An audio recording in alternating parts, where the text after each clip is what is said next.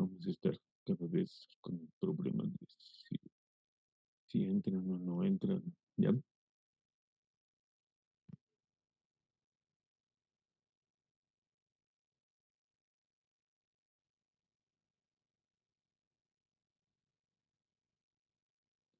Listo, ok. El día de hoy teníamos programado llevar un tema virtual.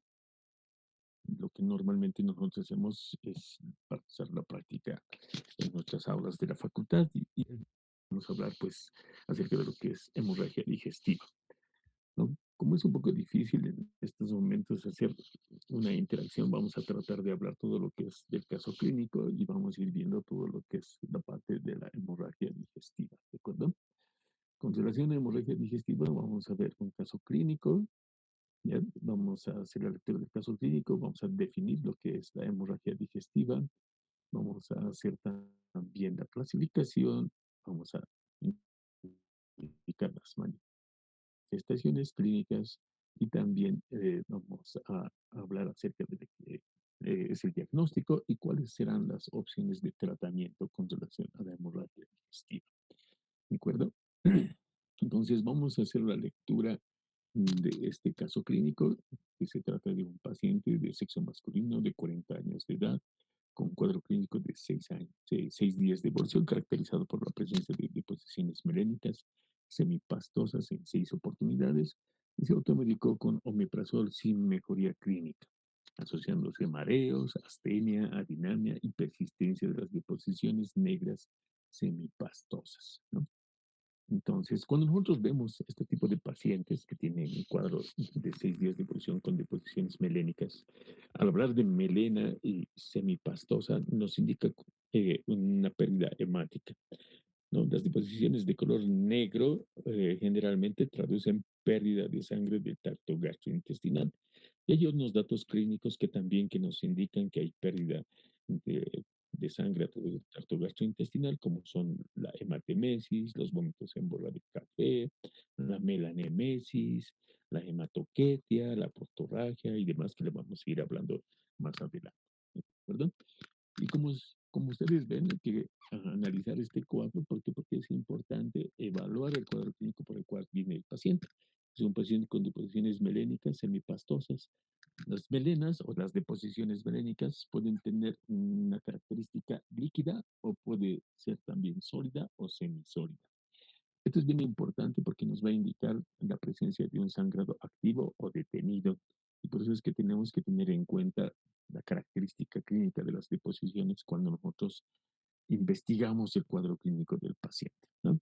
Este paciente se ha automedicado con omeprazol porque ha pensado que tenía un cuadro de hemorragia, ¿no? Oportunamente, pero no ha habido mejoría clínica y ha asociado ya presencia de mareos, ha habido astenia, adinamia y la persistencia de las deposiciones negras semipastosas.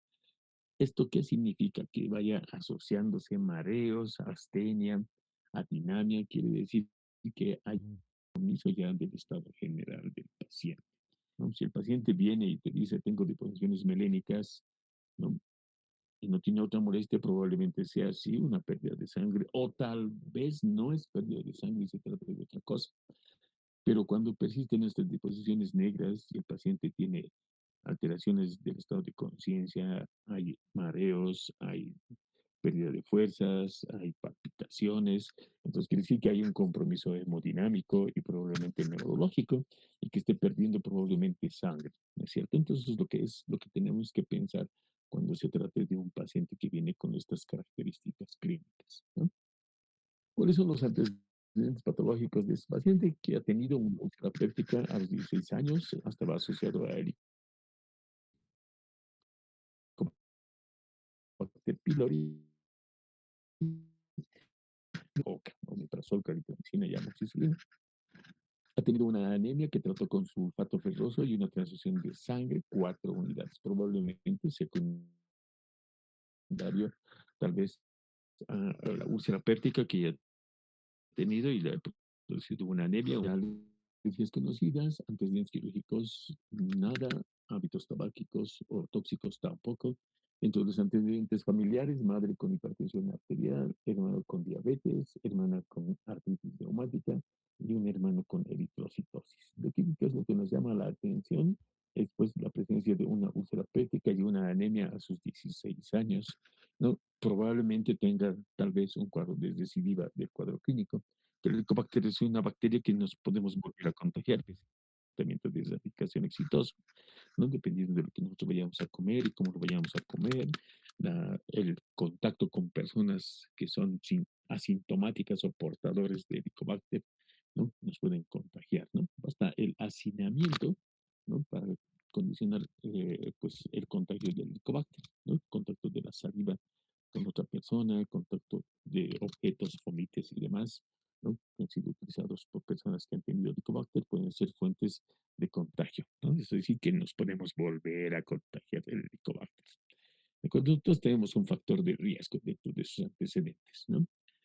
¿Qué vamos a encontrar al examen físico?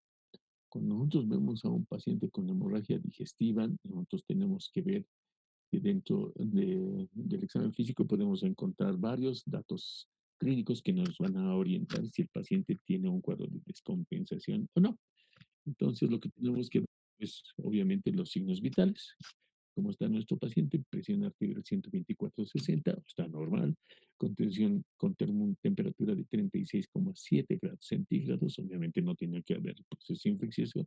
Si hay una fiebre que nos indicaría que probablemente sea algún proceso infeccioso que esté condicionando este tipo de disposición, tal vez una hemorragia digestiva, tal vez por una infección por coli o por Shigella, ¿no? No sabemos, ¿no? Pero en este paciente tiene 36,7, no hay datos de fiebre o cuadro tóxico infeccioso.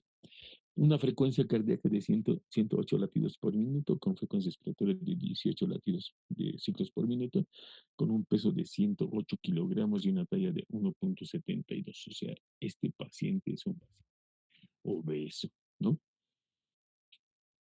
Por la talla y su peso. Debe tener un índice de masa corporal de 2, por lo menos, ¿no?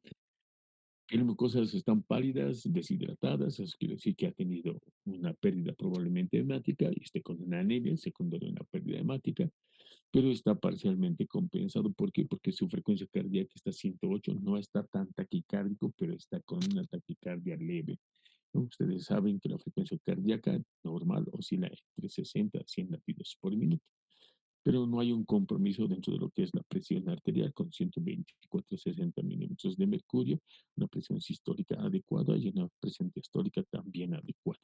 A la auscultación que se ha encontrado taquicardia, soplo protosistólico 2/4, que probablemente sea secundario por la anemia que tiene. La anemia habrá que analizarla si es una anemia aguda o es una anemia crónica, ¿no? El tacto rectal, que es importante en los pacientes que te refieren que ha tenido sangrado o pérdidas hemáticas o tenido deposiciones negras o ha vomitado sangre. El tacto rectal, por tanto, será importante, ¿no? El tacto rectal sin sangrado activo, no doloroso a la exploración, no fisuras, eh, no está manchado con heces, ¿no? Las heces son de color normocoloreadas, hay una pequeña hemorroide externa, no dolorosa, tampoco trombosada, y el dedo explorador sale manchado con heces de color marrón. ¿Eso qué quiere decir?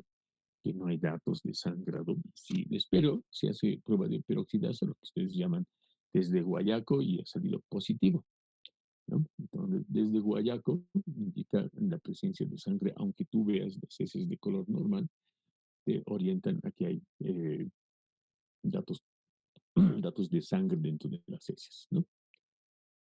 ¿Qué diagnósticos estaríamos pensando cuando vemos a un paciente con estas características clínicas? ¿Alguien quiere dar alguna opinión?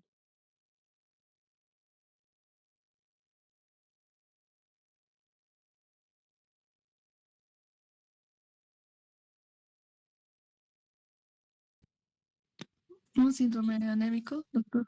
Sí, perfecto, un síndrome anémico, ¿qué más? Ok, atiéndete. Síndrome de hemorragia digestiva. Un síndrome de hemorragia digestiva, ¿no? Un síndrome de hemorragia digestiva, que es lo que tiene el paciente. No podemos decir que tiene hemorragia digestiva alta o baja porque todavía no tenemos datos característicos y los vamos a ir investigando en un momento, ¿no? Y tiene una obesidad clase 2 por índice más corporal de 36,5, como hemos mencionado, ¿no? ¿A qué se define la hemorragia digestiva? ¿Qué es la hemorragia? ¿Cómo definen ustedes la hemorragia digestiva? ¿Alguien quiere comentar?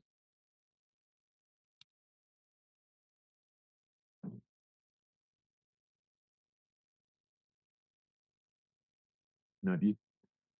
Bueno, la hemorragia digestiva se define como la pérdida de contenido de sangre a través del tracto gastrointestinal. Aquí llamamos tracto gastrointestinal todo lo que viene desde la boca hasta el ano, ¿no es cierto? Pero en términos de hemorragia digestiva, el tracto gastrointestinal comienza del esfínter esofágico superior y termina en el margen anal. ¿De acuerdo? Entonces, cuando nosotros decimos hemorragia digestiva, hablamos desde el esfínter esofágico superior hasta el margen anal. Bien, hay pacientes que vienen con otros tipos de sangrados, ¿no? Por epistaxis, por gingivorragia, porque les han hecho una exodoncia y han estado tragando sangre por el sangrado de la exodoncia que han tenido y llegan a vomitar y atribuyen que son hemorragias del estómago y sin embargo no son porque su origen está en la boca o está en las fosas nasales o tal vez puede estar en la vía aérea. Hay pacientes que tienen accesos de tos y hay hemoptoicos o tienen hemoptisis y estos pacientes están deglutiendo su misma sangre que expectoran y posteriormente a esta tos que a veces se vuelve emetizante vomitan sangre, ¿no? Pero no es sangre procedente del tracto gastrointestinal, sino es la sangre proveniente de la vía aérea. ¿Cómo tratar de reconocer si es sangre proveniente de la vía aérea o es sangre proveniente del tracto gastrointestinal? ¿No? Generalmente los pacientes que tienen sangre de la vía aérea vienen con cuadros sintomáticos respiratorios, ¿no? Y además los pacientes que no tienen cuadros sintomáticos respiratorios, porque hay pacientes que tienen bronquiectasias y esas bronquiectasias pueden sangrar, las denominadas bronquiectasias sangrantes, ¿no? Donde el paciente expectora o tose y tiene un cosquilleo retroesternal, ¿no? A diferencia del paciente que tiene hemorragia digestiva, donde tiene náuseas y tiene vómitos y que vomita, obviamente, sangre roja rutilante o coágulos de sangre, ¿no? Eso es lo que tenemos que tener en cuenta, ¿de acuerdo? Entonces, ¿cómo definimos, por tanto, la hemorragia digestiva? La pérdida de sangre del tracto gastrointestinal, que corresponde desde el esfínter esofágico superior hasta el margen anal, ¿no? Y cuando nosotros definimos eso, tenemos que hacer una clasificación, ¿no? Porque el sangrado puede venir del esófago, puede venir del cardias, puede venir del estómago, del duodeno, intestino delgado, yeyuno, del mismo colon o del margen anal. Entonces, tenemos que hacer una clasificación. Dentro de la clasificación de la hemorragia digestiva alta, nosotros tenemos que tener en cuenta que tenemos una hemorragia digestiva alta, una hemorragia digestiva baja. ¿De acuerdo? Dentro de esta clasificación de la hemorragia digestiva, se llama hemorragia digestiva alta a aquellos pacientes que tienen pérdida hemática proveniente desde el esfínter esofágico superior hasta el ángulo de Treitz. ¿De acuerdo? Y baja como tal aquellos pacientes que tienen la pérdida hemática desde el ángulo de Treitz hasta el margen anal.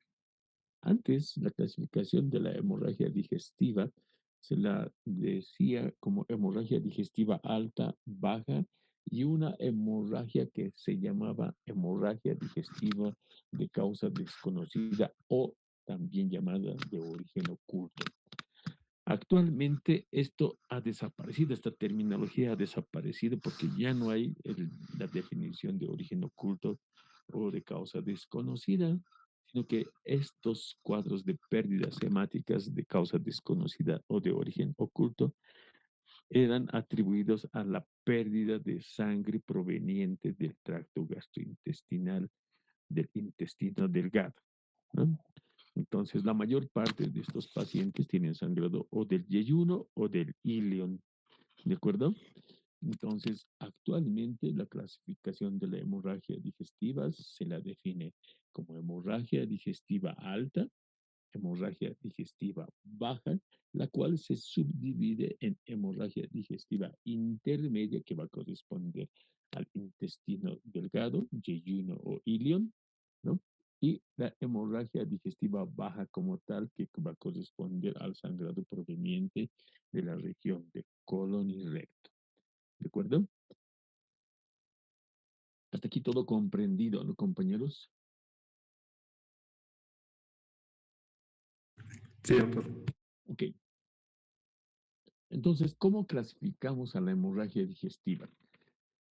Y aparte de clasificar del origen, del lugar, de la localización de la hemorragia digestiva, tenemos que definir el grado de severidad de la hemorragia. Entonces, para esto tenemos unos parámetros de evaluación, ¿no? Y dentro de estos parámetros de evaluación tenemos los signos clínicos, pues de la taquicardia, la presencia de la frecuencia cardíaca, si hay taquicardia o no, la presión arterial, la presencia de datos de shock y el estado de conciencia del paciente, ¿no? Y esto tiene mucho que ver, estos datos clínicos, con la pérdida de volumen sanguíneo. Los pacientes con una hemorragia digestiva leve no van a tener datos clínicos, o sea, no tienen un cuadro clínico manifiesto, pero ellos te refieren pérdidas de sangre, ¿no? Que puede ser por hematemesis, o puede ser por melena o por proctoraje, ¿no? ¿No? Y eso atribuye a una pérdida entre 10 a 15% del porcentaje total de sangre, ¿no? Es decir, entre 600 y 700 mililitros. Una hemorragia digestiva moderada corresponde a aquellos pacientes que tienen una hipotensión ortostática, ¿no? O sea, una baja de la presión arterial sistólica, va a haber frialdad ligera de las extremidades, ¿no? Pero no van a tener taquicardia ni taquipnea, ¿no? Estos pacientes hacen atribución a una pérdida volumétrica entre 750 y 1250 ml. ¿De acuerdo? Y la hemorragia digestiva alta severa, ¿no? Donde cual vamos a tener una pérdida volumétrica más o menos del 25 al 35%, que oscila entre 1250 y 1750 ml. Y en estos pacientes sí van a tener ya datos clínicos, o sea, signos clínicos evidenciables. Va a haber taquicardia, más de 100 latidos por minuto, va a haber una tensión arterial sistólica menor de 100 milímetros de mercurio, va a haber ansiedad, confusión, inquietud. ¿Eso qué quiere decir? Que su estado mental va a estar ya alterado, ¿no? Y vamos a encontrar también datos de taquipnea entre 20 y 30 ciclos por minuto, además de que va a haber oliguria si hacemos una anamnesis con relación a la diuresis que tiene el paciente, si está orinando o no está orinando. Dicen, generalmente no estoy orinando desde hace un día o de 24 horas que ya no orino, ¿no? Y además está con la piel, la boca seca, ¿no?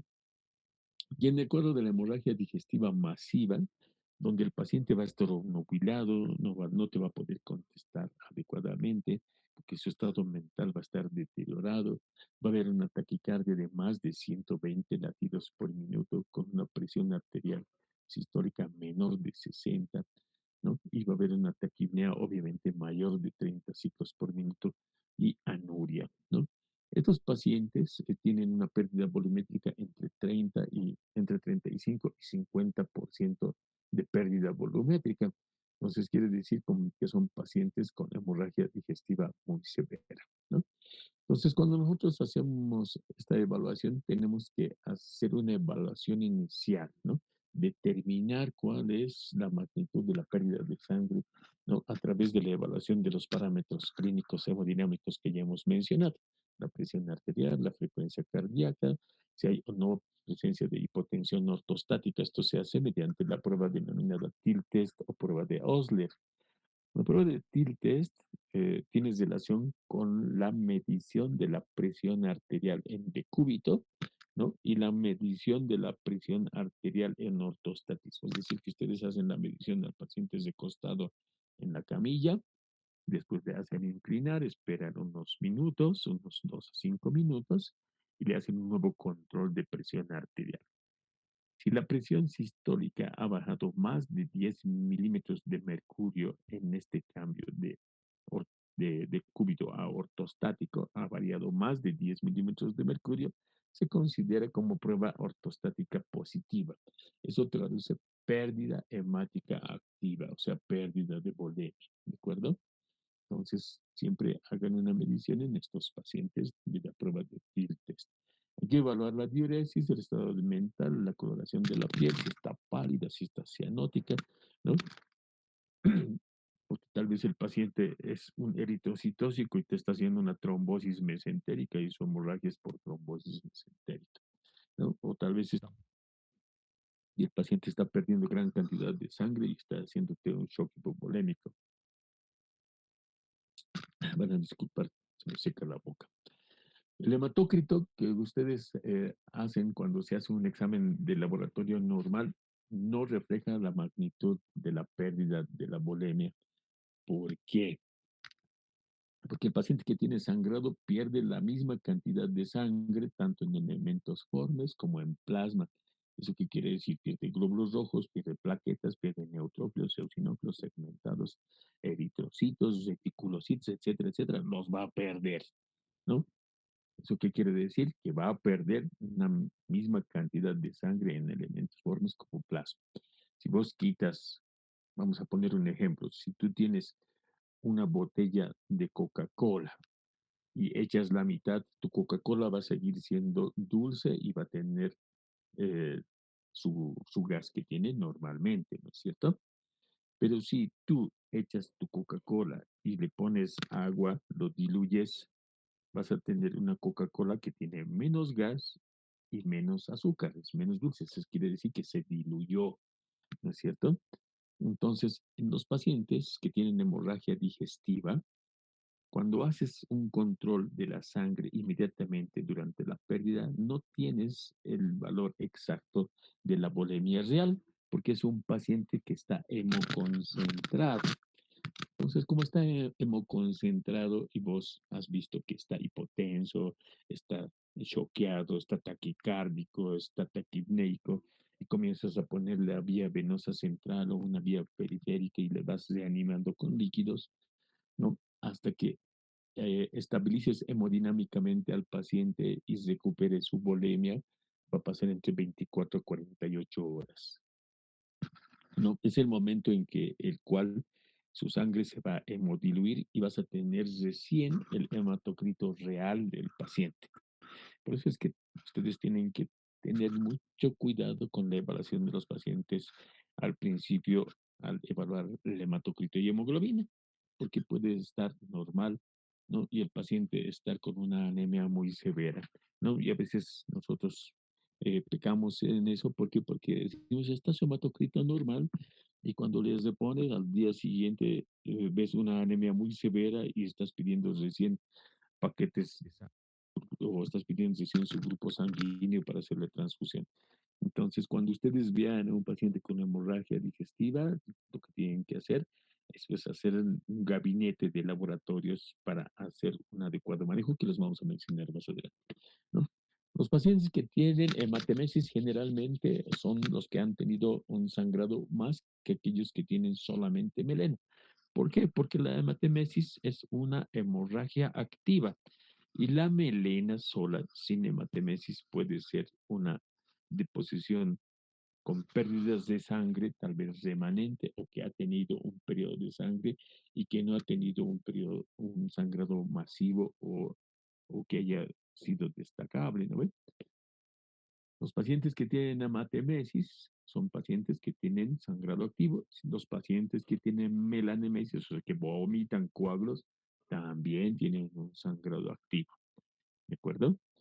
Entonces, cuando nosotros evaluemos a un paciente al inicio, cuando veamos en servicio de emergencias, controlen signos vitales, controlen presión arterial, controlen el TIL test, vean datos de shock, porque esto va a definir si van a llevar al paciente a terapia intensiva o no. De acuerdo al anterior cuadro que hemos visto, lo van a catalogar en leve, moderada, severa o masiva. Los pacientes con hemorragia digestiva leve no requieren internación, son de manejo ambulatorio y puedes programar un estudio endoscópico, no de urgencia, sino para ver cuál ha sido la causa de la hemorragia. paciente con hemorragia digestiva moderada tiene que internarse porque tienes que hacer un procedimiento endoscópico, porque tiene hipotensión ortostática, porque ese paciente tiene datos de pérdida hemática y tienes que ver la causa de su pérdida, ¿no? Obviamente harás endoscopía, tal vez colonoscopía, tal vez enteroscopía u otros estudios para hacer el tratamiento. Los pacientes que tienen hemorragia digestiva severa o masiva son pacientes que tienen que internarse también, pero en servicios de terapia intensiva, ¿no? El paciente con hemorragia digestiva alta, severa o masiva se interna en el servicio de terapia intensiva con el objetivo de estabilizarlos hemodinámicamente dentro de las primeras 6 horas que nosotros requerimos para el tratamiento, porque si no se estabiliza en esos pacientes es bien difícil que podamos recuperarlos, ¿no? Porque generalmente se complica, ¿no? Y tenemos esas 6 horas, ¿por qué? Porque es el tiempo que tenemos para estabilizar al paciente y programar un procedimiento endoscópico terapéutico. Es bien difícil enviar a un paciente inestable hemodinámicamente a un servicio de endoscopía porque los pacientes que están hemodinámicamente inestables se complican, ¿no? Y se mueren en la mesa de endoscopía. Entonces, por eso traten de compensar a sus pacientes antes de mandarlos a una terapéutica endoscópica. ¿Cuáles son las manifestaciones clínicas que nosotros vamos a ver en estos pacientes con hemorragia digestiva? ¿No? ¿Qué es lo que nos indica que hay pérdida de sangre? La hematemesis, la melena, la pseudomelena, la pseudohematoquesia, la hematoquetia, la proctorragia, los vómitos en borra de café. ¿Ya? Entonces, esto es bien importante mencionar porque la hematemesis es como muestra en la imagen, ¿no? Son pacientes que vomitan sangre, ¿no? Que tienen la pérdida de sangre activa, ¿no? Tú ves el vómito de color rojo, rutilante, como sangre, con color escarlata, ¿no? Y hay pacientes, eso se llama hematemesis. La hematemesis generalmente es producida por eliminación o pérdida de sangre del tracto gastrointestinal superior desde el esfínter esofágico superior hasta el ángulo de Treitz. ¿De acuerdo? Ahora aquí tenemos que tener en cuenta que no todos los pacientes que tienen hemorragia digestiva alta del ángulo de Treitz al esfínter esofágico superior van a tener una pérdida hemática, así como una hematemesis. Hay algunos pacientes que tienen úlceras duodenales que están sangrando activamente y a veces no tienen hematemesis y a veces sí tienen hematemesis profusa, ¿no? ¿No? Los que tienen úlceras duodenales, ¿no? Las úlceras duodenales en segunda porción, ¿no? Generalmente tienden a tener sangrados y no hacen hematemesis, ¿no? Salvo que sea un sangrado muy severo. Por ejemplo, los pacientes que tienen sangrado de la arteria gastroduodenal, que están justo en la arteria gastroduodenal superior, esos tienen sangrados activos y severos que pueden producir shock hipovolémico y muerte del paciente. Entonces, este tipo de pacientes tienen que ser evaluados por el servicio de cirugía para determinar un tratamiento probablemente quirúrgico si es que el tratamiento endoscópico no resuelve el problema. ¿De acuerdo? Con relación a estos datos clínicos en hemorragia digestiva, ven una imagen al lado del paciente que está vomitando sangre, ¿no? Donde nosotros vemos vómitos en borra de café, ¿no es cierto? El vómito en borra de café, este que nosotros vemos acá, ¿no? Se llama borra de café porque es de color de chocolate, ¿no? Como la borra del café, como la borra del café que nos servimos en la tacita y se queda al terminar de tomar cafecito, se queda la borra, ¿no es cierto? Entonces, estos pacientes traducen hemorragia digestiva, pero detenida. No es una hemorragia activa, probablemente sean por pequeñas erosiones o eh, pequeñas desgarritos que han tenido y que son residuales, ¿no? No es una hemorragia digestiva activa como lo que representa la hematemesis, ¿no? Lo que estamos viendo en esta imagen, ¿de acuerdo? Ahora hay un vómito que generalmente el interno confunde cuando están en servicios en el internado rotatorio confunden. Y es el denominado vómito porracio, ¿no? ¿Alguien sabe qué es el vómito porracio?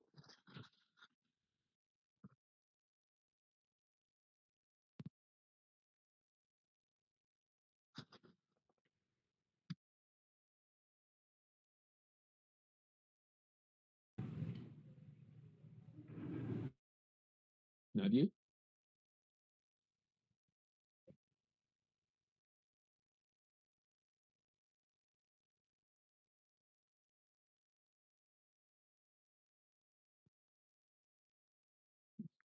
Ya, bueno, los vómitos porráceos, no hay que confundirlo con los vómitos borráceos, ¿no? Borráceo es borra de café, porráceo como de la porra, ¿no ves? Chiquitibuna, la bien bombante. El vómito porráceo viene del puerro, ¿no? Porque son vómitos de color verdosos, ¿no? Y que se presenta obstrucción intestinal, ¿de acuerdo? Entonces no vayan a confundir, porque eso es frecuente en el internado rotatorio. A veces ven este tipo de vómitos medio verdes, medio cafés, y no es vómito en burra de café, es un vómito porráceo, ¿ya? Entonces los vómitos porráceos no tienen el mismo manejo. ¿Por qué?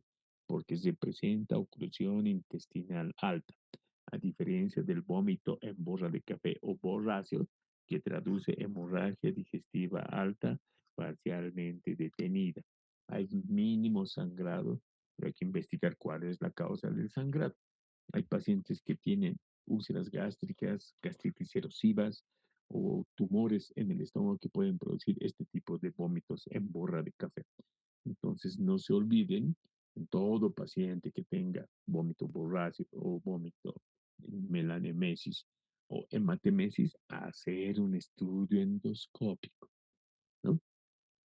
La imagen que ustedes están viendo hace referencia a lo que les he mencionado al principio, ¿no? Una melena y una pseudohematoquesia, ¿ya? Ambas figuras que están viendo, ¿no? Representan una melena. Esta es una melena sólida y esta de aquí es una melena líquida. Dentro de la melena sólida y la melena líquida, esta de aquí representa hemorragia digestiva detenida. Esta de melena de aquí representa hemorragia digestiva alta activa. Este tipo de deposición que ustedes a la derecha de su pantalla hace confundir con hemorragia digestiva baja. Por eso nosotros la llamamos también pseudohematoquesia. ¿Por qué se produce las melenas de este tipo? ¿Por qué? Porque hay un sangrado o una hemorragia digestiva ávida y el paciente está perdiendo más de 300 ml por minuto. ¿Eso qué quiere decir? Que se está desangrando el paciente, ¿no? Y son pacientes que te van a hacer shock, ¿no? Estos te van a choquear y probablemente se mueran por un shock hipovolémico. Entonces, estos pacientes que tienen este tipo de sangradito, de deposición pseudohematoquésica o una melena líquida, como decía en el caso clínico que hemos mencionado, ¿no? Ya tienen deposiciones semilíquidas, ¿no? De color negro, ¿no? O pseudohematoquésica, ¿no? O melena líquida también le pueden implicar, ¿no? Esos traducen hemorragia digestiva activa. A diferencia del otro lado que traduce hemorragia digestiva ya detenida y generalmente son deposiciones residuales que desaparecen al quinto, sexto día después de haber tenido sangrado, ¿no? Y estas heces se vuelven de color normal. Entonces, cuando ustedes vean este tipo de melenas, piensen que hay hemorragia digestiva alta. Sólido está detenido, líquido está activo, ¿de acuerdo?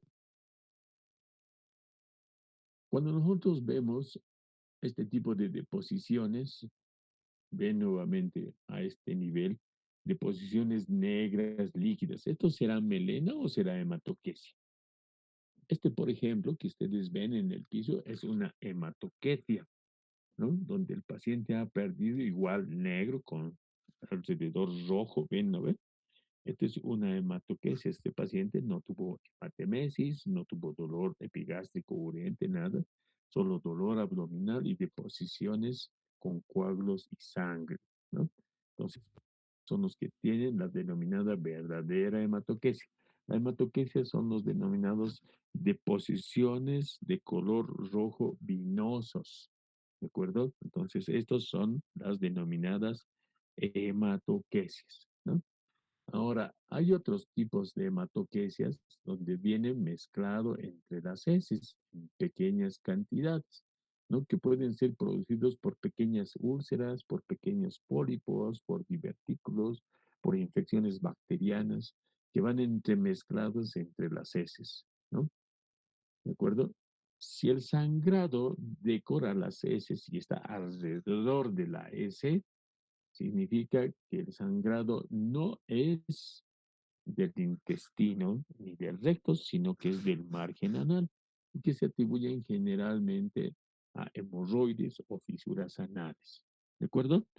Por eso es bien importante hacer el tracto rectal.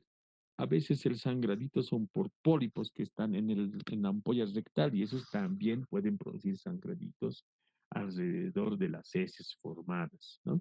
Y hacerte confundir con que es una hemorroide.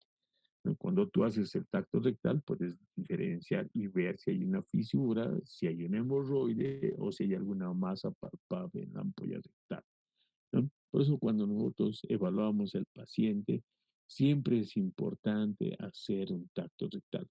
Un tacto rectal nos orienta a un diagnóstico. A veces el diagnóstico está a 10 centímetros de nuestro dedo, dependiendo del tamaño de sus dedos de ustedes. Hay jóvenes que tienen 5 centímetros de dedito, otros 7, otros 10, que son otros 12 que tienen aracnodactilia, que tienen la ventaja de hacer un buen tacto, ¿no?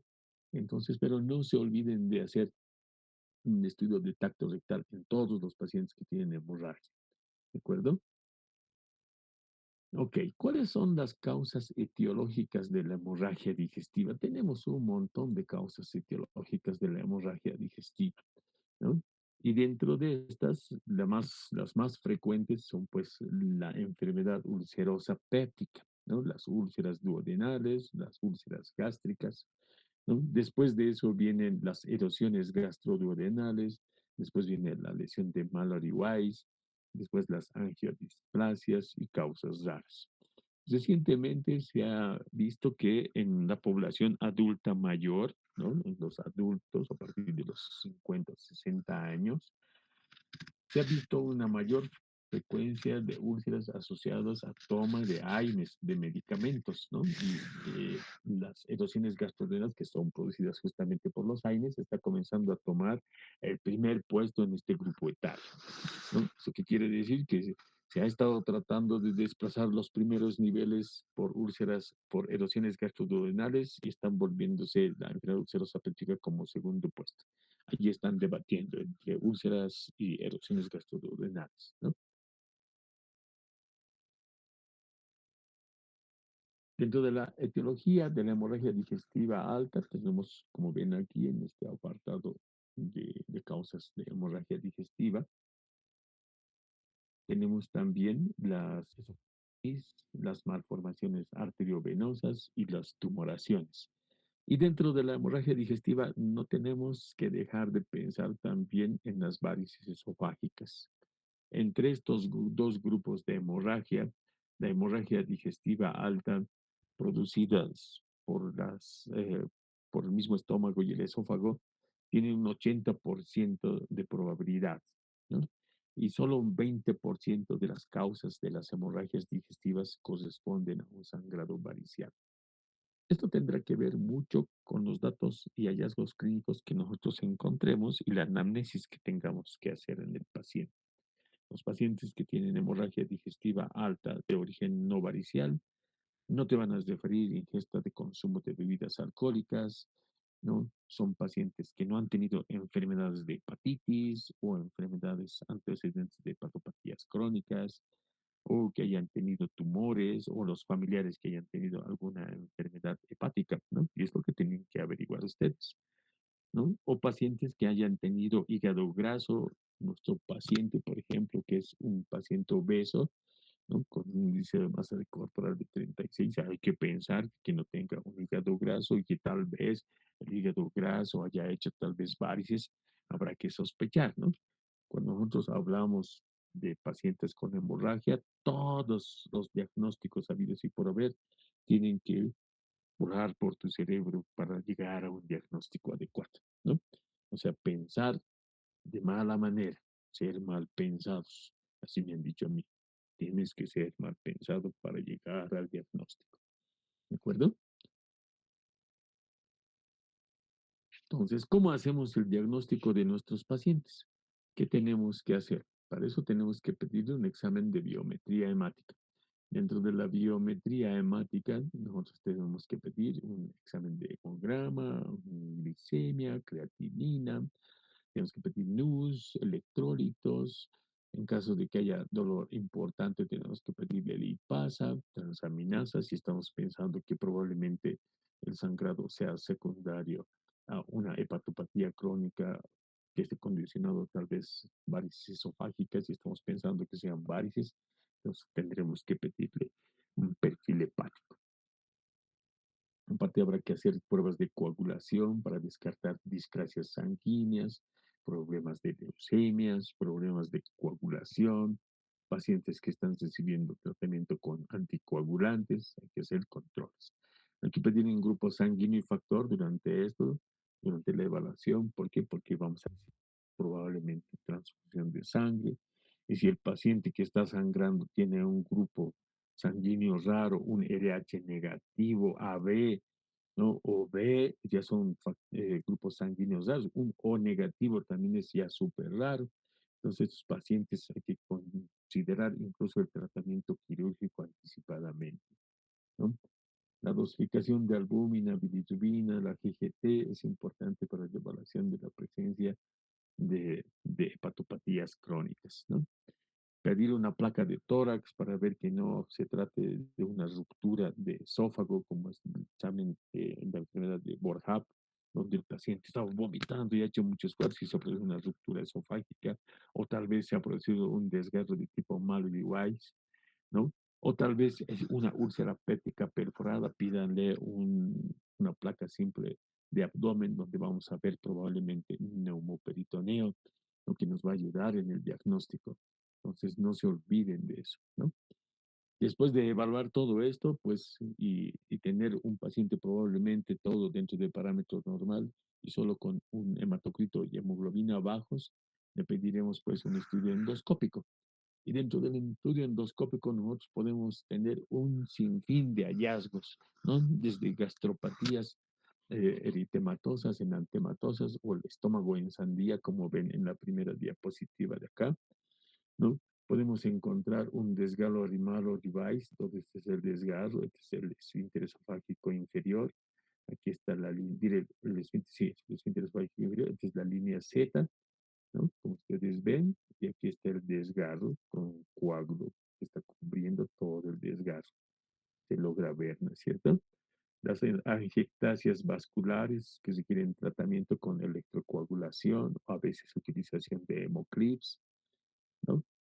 La presencia de erosiones, presencia de lesiones verrucosas, ulceradas, ¿no? Gastritis erosivas por toma de antiinflamatorios, como ven en esta diapositiva, no, úlceras gástricas benignas, úlceras gástricas malignas, no, úlceras en el ángulo, en diversos estilos en diversas fases de cicatrización con relación a las úlceras, ¿cierto? ¿Qué opciones terapéuticas tendremos en relación a esto? ¿No? Va a depender de la causa etiológica, ¿no? Si la úlcera es secundario a Helicobacter, tendré que tratar el Helicobacter y tendré que hacer un tratamiento médico para el paciente, ¿no? Y dentro de las opciones terapéuticas, aparte de que tenemos tratamiento de erradicación para el Helicobacter pylori, tenemos también tratamiento médico con el uso de anti-H2, IVPs, antiácidos con el objetivo de bajar el proceso inflamatorio de la mucosa. nosotros hacemos estudio de endoscopía, tenemos que tener en cuenta cuando hacemos el estudio endoscópico terapéutico que tenemos métodos de inyección, métodos térmicos y métodos mecánicos. Dentro de los métodos de inyección están la aplicación de adrenalina, de polidocanol, de alcohol, de tetradecilsulfato, de la aplicación de fibrina mediante inyección en los lugares de las lesiones, ¿no? Úlceras generalmente. Los métodos térmicos como la coagulación bipolar, el heater-proof, el láser argón, el argón plasma, que también nos ayudan a electrocoagular y coagular las lesiones sangrantes, ¿no? Y los medios mecánicos como los hemoclips y las bandas, ¿no? Donde utilizamos como grapitas dentro de las lesiones vasculares o las lesiones ulcerosas o de las perforaciones, las fistas que pueden estar sangrando, utilizamos pequeños clips para el control de la hemorragia, ¿no? Ok. Antes de comenzar el tratamiento endoscópico, cuando nosotros vemos a un paciente con hemorragia digestiva, tenemos que hacer pues unas denominadas maniobras de reanimación y estabilización hemodinámica. Para eso está la colocación de una o dos o más o dos vías de acceso venoso periférico y si tú puedes colocar una vía venosa central, le colocas con el objetivo de qué? De hacer una corrección precoz de la hipotensión, que es la medida inicial más eficaz para reducir la mortalidad de los pacientes que tienen hemorragia digestiva, ¿no? Entonces, ¿qué es lo que vamos a hacer en el manejo inicial? Colocar dos vías periféricas. Si tú estás en un área rural, en un área en el campo y no tienes nada, no tienes vía venosa central, colócale dos vías periféricas gruesas. Hacer una química analítica sanguínea, ¿no? Tienes un banco de sangre o tienes para transfundir sangre, reservate dos unidades de sangre, se pone la bulimia con cristaloides y dejarla en NPO, o sea, restringir dieta durante el periodo de la hemorragia, ¿no? Los pacientes que tienen hemorragias digestivas tenemos que tener en cuenta los criterios de transfusión. ¿Qué paciente vamos a transfundir? No, no todos los pacientes se transfunden. Los pacientes que tienen evidencia de hemorragia digestiva masiva y shock, ¿no? Como hemos mencionado al principio, el hematocrito no va a reflejar el grado de pérdida de hemática real.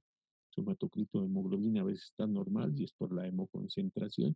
Entonces, estos pacientes ya tenemos que tener preparados nuestros paquetes de sangre por si acaso, porque está en shock. Lo más probable es que haya perdido grandes cantidades de sangre, ¿no? Y en estos pacientes recomendamos administrar pues conjuntamente a veces concentrados de hematíes y también cristaloides aparte de estabilizar su hemodinámica, ¿no? ¿Y cuál es el concentrado de hemoglobina que tenemos que tener para definir una transfusión de sangre?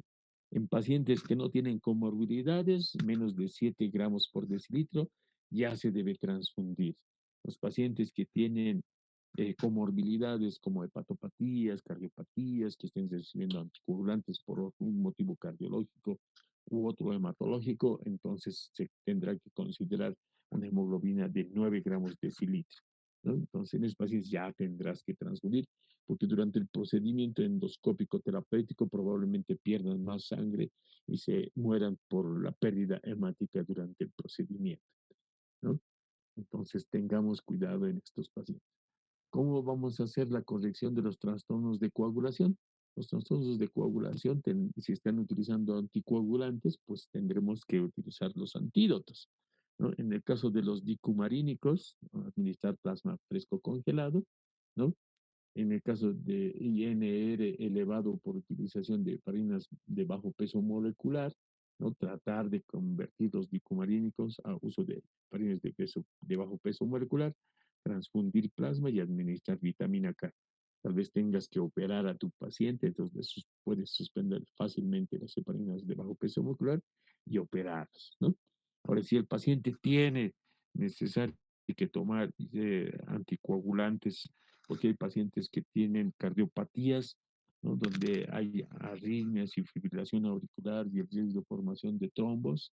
El tiempo perentorio que se hace de suspensión cuando el paciente está con hemorragia son entre 2 semanas. Ese es el tiempo de riesgo de seguridad que tenemos, que el paciente no te va a hacer un tromboembolismo o un infarto secundario a la formación de coágulos, ¿no? Entonces, tenemos esas 2 semanitas para hacer tratamiento de la hemorragia digestiva y controlar el cuadro de la hemorragia y después poder volver a iniciar sus anticoagulantes en estos pacientes, ¿no? ¿Qué recomendaciones hay para los nuevos anticoagulantes como el dabigatran, el rivaroxaban, el apixaban? No hay antídoto, no existe. ¿Qué es lo que tenemos que hacer? Solo suspender la medicación 24 horas antes. Estos medicamentos tienden a revertirse a las 24 a 72 horas. Entonces, mientras tanto, podemos utilizar procoagulantes con el objetivo de mejorar la coagulación de estos pacientes, ¿no? ¿Qué tenemos dentro del tratamiento farmacológico preendoscópico? Antes de hacer la endoscopia, podemos hacer algunos textos y algunas revisiones dicen que el uso de proquinéticos como la metoclopramida y la eritromicina por vía endovenosa ayudan a la eficacia de la endoscopía e identificación del sitio de sangrado, ¿no? Entonces, legalmente no deben indicarse de forma sistemática. Hay gente que dice, ponle primero metoclopramida antes de hacer la endoscopía. No, a veces no es necesario porque se puede identificar. En algunos sujetos sí se puede utilizar con el objetivo de mejorar la eficacia diagnóstica, porque a veces es difícil también encontrar el sitio de sangrado porque está lleno de sangre. Hay otros que indican que se debe colocar una sonda nasogástrica y aspirar los coágulos. Pero ¿qué pasa si nosotros administramos y colocamos una sonda nasogástrica y el paciente tiene varices esofágicas? Las posibilidades de ruptura de varices esofágicas son mayores durante la colocación de una sonda nasogástrica. Por eso es que la aplicación de la sonda nasogástrica es un método diagnóstico y de tratamiento medio discutido porque te puede producir complicaciones en las hemorragias digestivas, ¿no? De origen varicial, pero en las de no varicial te pueden ayudar con el objetivo de lavar y hacer lavados con agua fría y adrenalina que se hacía antes de que aparezcan los nuevos métodos diagnósticos de tratamiento, ¿no? Porque desde que ha aparecido la endoscopía, ¿no? Y que se ha comenzado a utilizar métodos invasivos, inyecciones y demás, hemos podido controlar mejor, ¿no? El uso de inhibidores de bomba de protones vía endovenosa antes de la endoscopía, ¿no? La recomendación de este uso disminuye el sangrado activo y la necesidad de tratamiento endoscópico y la estancia media del paciente en el hospital, ¿no? Su administración de la IBP no debe retrasar la gastroscopía o la endoscopía, porque no necesariamente te va a corregir el cuadro de la hemorragia, pero te ayuda en el tratamiento, ¿de acuerdo? ¿Qué hacemos en el tratamiento endoscópico? Nos va a permitir, pues, estratificar el riesgo de la hemorragia desde el punto de vista endoscópico y, por otra parte, permitir hacer el tratamiento de la lesión sangrante, ¿no?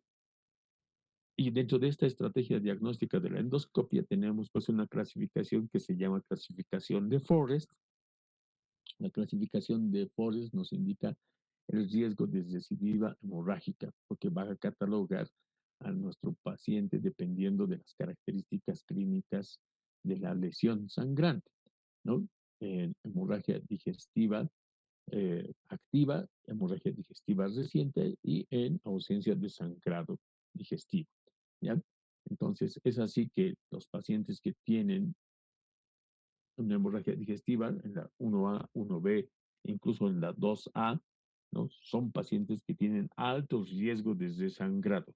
De acuerdo a la literatura, hay una oscilación entre 53%, 55%, y hay algunos textos que dicen que tienen 73% de probabilidades de sangrado de desangrado durante las 24 horas.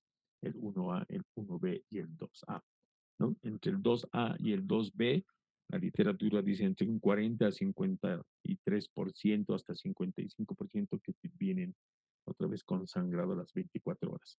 ¿Eso qué quiere decir? Que los pacientes que tienen una Forest 1A o 1B y 1 y 2A y 2B te pueden sangrar dentro de las 24 horas. Entonces, a estos pacientes tienes que hacerle una monitorización continua, porque si te sangra, tienes que llevarlo aquí, hacer un tratamiento endoscópico lo más urgente posible. ¿De acuerdo? Los pacientes que tienen una Forest 2C y una Forest 3 no son pacientes candidatos incluso a alta después del procedimiento endoscópico, porque la probabilidad de sangrado es baja, ¿no? Aquí nosotros vemos las características clínicas de una úlcera de tipo Forest 1A, donde hay un sangrado a chorro, como ustedes ven aquí, ¿no? El 1B, donde hay un sangrado en napa por resumamiento, ¿no? En el, en el 1, en el 2A, donde hay un vaso visible, pero no está sangrando, aunque esté el vasito, pero sin sangrado. En el 2B, donde hay un coágulo adherido, pero no hay sangrado. En el 2C, donde hay una mancha sucia, ¿no? Con depósitos de hematina. Y en el 3, Nephrosis 3, donde el lecho ulceroso está limpio, no hay ningún dato de sangrado. Por eso es que el 2C y el 3 nosotros los consideramos para manejo ya ambulatorio.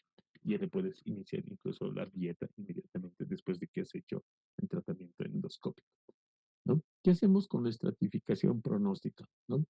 Entonces, la estratificación pronóstica tenemos unas escalas de valoración que nos ayudan a evaluar al paciente, ¿no? Y el riesgo de hemorragia digestiva. Tenemos la escala de Blackford, Rockall, Forrest, y hay una que es la clasificación de AM65. La clasificación de Blackford tiene estas variables, urea, hemoglobina y la presión arterial, además de otros marcadores como la frecuencia cardíaca, las melenas, síncope, hepáticas con insuficiencia cardíaca. Con 3 puntos o menos, es un paciente que no requiere internación ni medidas terapéuticas, con 3 o más requiere internación y endoscopía para definir el cuadro clínico del paciente y definir el tratamiento. En la escala de Roca tenemos las variables de edad, estado circulatorio, enfermedades asociadas, diagnóstico endoscópico y signos de hemorragia reciente. Los pacientes que tienen un local por debajo de 3 puntos, o sea, con 2 o menos, el paciente está libre de complicaciones, no es necesario hacer un estudio endoscópico. Entre 3 para arriba, ¿no? 3 a 4 puntos es intermedio y más de 5 puntos ya es paciente que tiene riesgo de hemorragia digestiva, ¿no? De recidiva de la hemorragia.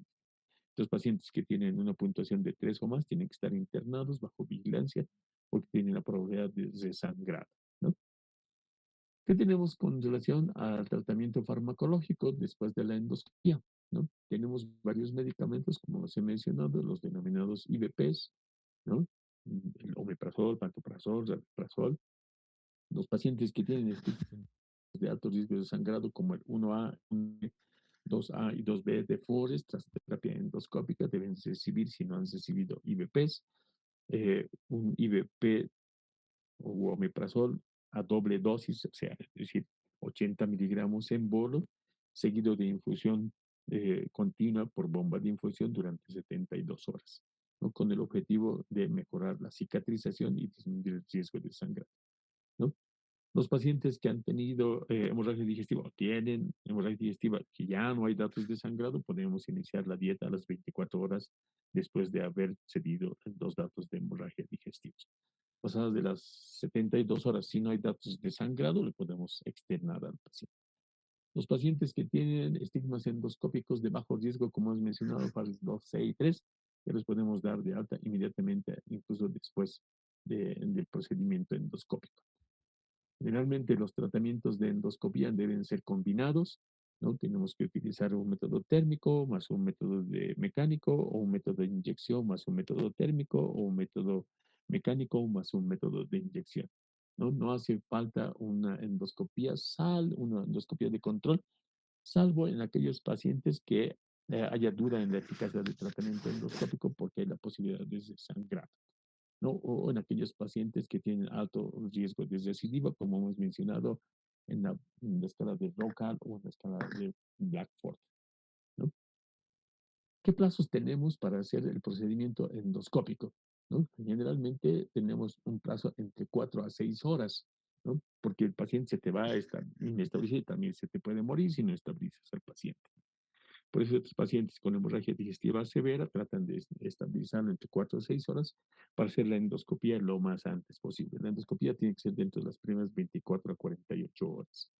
¿Qué situaciones deben evaluarse que van a demorar probablemente la endoscopía? La probabilidad de sospecha de perforación, de que haya una cirugía gastrointestinal reciente o que haya un síndrome coronario agudo, porque esto nos va a aumentar la probabilidad de mortalidad del paciente, ¿no? Durante el procedimiento endoscópico. ¿Qué hacemos en el manejo de las recidivas, no? Si hay recidiva, hay que hacer un nuevo procedimiento endoscópico, ¿no? Hacer un tratamiento y si vuelve a sangrar, ya es un criterio quirúrgico más aparte del grupo sanguíneo extraño para definir un tratamiento quirúrgico. Si fracasa la endoscopía, entonces, y no podemos hacer un tratamiento quirúrgico, la angiografía con embolización selectiva es igualmente de eficaz y presenta menos riesgos o efectos adversos que la cirugía.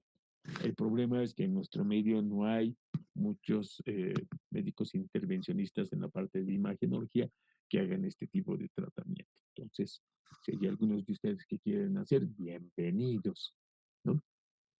¿Qué con la hemorragia digestiva varicial y el uso de antibióticos se utilizan? No se utilizan. Los pacientes que tienen hemorragia digestiva de origen varicial deben realizar tratamiento profiláctico antibiótico por lo menos 7 días, ¿no? Los antibióticos recomendados en estos pacientes son 400 miligramos de oral cada 12 horas y si no puede tolerar la vía oral, la ceftriaxona a 1 gramo cada 24 horas en los pacientes que no podamos darles por vía oral. También podemos utilizar los denominados vasoactivos, el octreotide, la glipresina, la terlipresina que tenemos en nuestro medio, ¿no? Son los denominados análogos de la vasopresina. Vasopresina en nuestro medio no hay, pero tenemos la opción de utilizar octreotide. El octreotide, una ampolla tiene 50 miligramos. Generalmente nosotros utilizamos unas 2 ampollas, es decir, 100 microgramos, ¿no? Utilizamos eso en bol como dosis de ataque y después tenemos que darle 50 miligramos cada 4 a 6 horas durante 3 a 5 días. Con relación a la terlipresina, damos de acuerdo al kilogramo de peso. Si es menos de 50 kilogramos, 1 miligramo. Si es entre 50 y 70, 1,5. Y si es de más de 70, 2 miligramos. Cuando las ampollitas de terlipresina vienen en ampollitas de 1 miligramo. Entonces, una ampollita le podemos dar cada 4 a 6 horas, pero la dosis de ataque es de 2 miligramos. ¿De acuerdo? La dosis de tratamiento es entre 3 a 5 días, al igual que el octreotide. ¿Por qué no se da más? Porque estos, al ser vasoactivos, pueden producir problemas renales, isquemia mesentérica, insuficiencia renal, ¿no? Entonces, por eso tenemos que tener cuidado de no utilizar por mucho tiempo los análogos de la vasopresina, ¿no? ¿Qué más tenemos en relación al tratamiento de la hemorragia digestiva? La utilización de la escleroterapia, las endoligaduras, ¿no? Como hemos mencionado, la infiltración, la inyección con polidocanol, con fibrina, con alcohol absoluto, como hemos mencionado hace unas diapositivas atrás. El tratamiento de elección para el sangrado por las varices esofágicas es la ligadura endoscópica. La escleroterapia es igual de efectiva, no podemos decir que no funcionan. Actualmente se está recomendando la combinación de ambos, tanto escleroterapia como endoligadura, para evitar cuadros de recidiva, ¿no? El tratamiento endoscópico de elección para el sangrado por varices gástricas es la utilización de cianoacrilato o utilización de hemoclips con el objetivo de tratar las varices, ¿no? Y finalmente, cuando nosotros no tenemos ningún tipo de estos métodos, porque estamos en área urbana, en áreas rural, que es lo más frecuente que tenemos, que estamos, porque a veces los médicos generales, los médicos de provincia tenemos este problema, ¿no? Lo único que tenemos para el tratamiento son, pues, la utilización de este balón que se llama sonda de Sengstaken-Blackmore, donde nosotros utilizamos para controlar de las varices gastroesofágicas, ¿no? Este tiene un balón gástrico y un balón esofágico. El balón gástrico está aquí, ¿no? Como ustedes pueden ver, este es el que ancla a la sonda en el fondo gástrico y comprime las varices gástricas.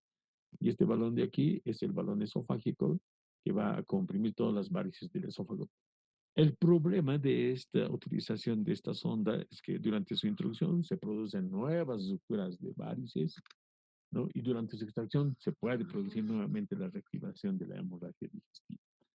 Por eso es que tenemos que tener cuidado con relación al uso de la sonda de Stacking Blackmore. Nos ayuda a salvar vidas, pero también nos ayuda a complicar el tratamiento endoscópico, porque es después difícil ver dónde está sangrando, porque todas estas varices a veces se rompen durante el procedimiento endoscópico, durante el procedimiento de la colocación de esta sonda, ¿no? En otros lugares, en otros países, hay protocolos, hay libros de manejo y uso de esta sonda. Aquí en nuestro medio yo no he visto, ¿no? Los únicos que saben manejar son algunos cirujanos y algunos gastroenterólogos, pero incluso en el servicio de gastroenterología yo no he conocido en mi formación esta sonda, no la he visto.